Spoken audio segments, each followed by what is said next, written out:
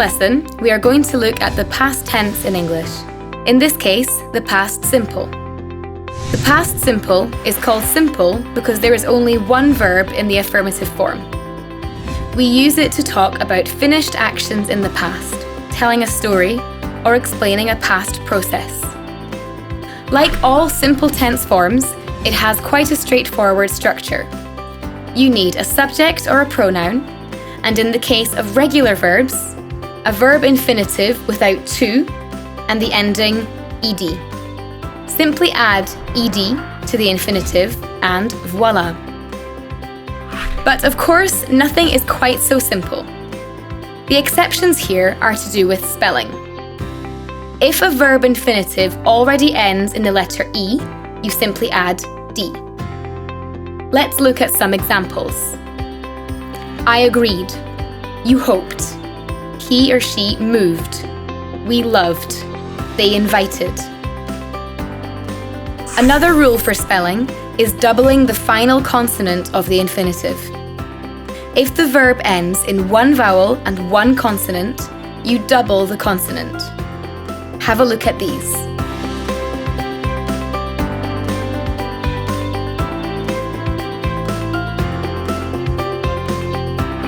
The doubling rule only applies to one-syllable verbs.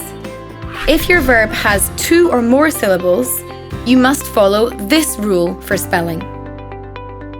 You only double the last consonant if the stress is on the last syllable. So, you should double the final consonant of verbs such as admit, prefer, regret. However, if the stress comes before the final syllable, you do not double the last consonant. So do not double visit or open. And finally, for these spelling rules, which, by the way, do not change the pronunciation at all, if a verb ends in a consonant plus the letter Y, you replace the Y with I and complete the verb as usual with ed. So that's the structure for regular verbs. The problem is that there are hundreds of irregular verbs in the past simple tense. You will find a list to help you learn these verbs after the video. For now, try to remember the past tense of the following 10 essential verbs before they appear on the screen.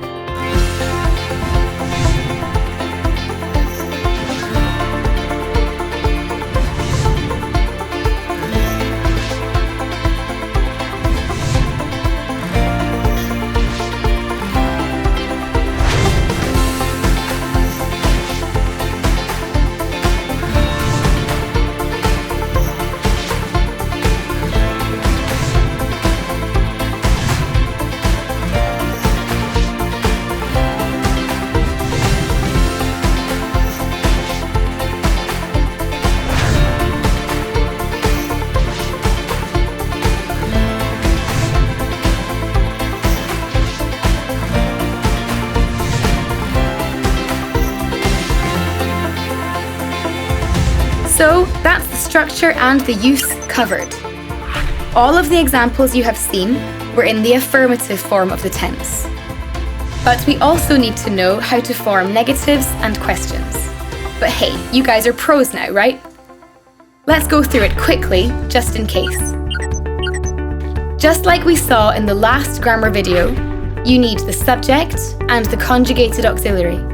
So in this case, we use do or be if the original verb in the sentence is to be, which becomes did or was, followed by the essential word not, and then for the verbs using do as the auxiliary, the infinitive.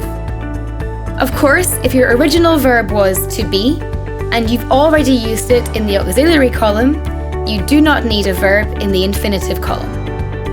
And the same again for questions. The auxiliary goes in front, followed by the subject, and the infinitive for every verb apart from to be.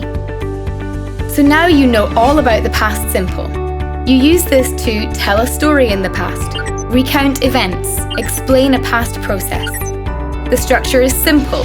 You only need one verb. The next step is to make sure you know the 50 most important irregular verbs so that you can talk about anything and everything in the past simple tense. Good luck!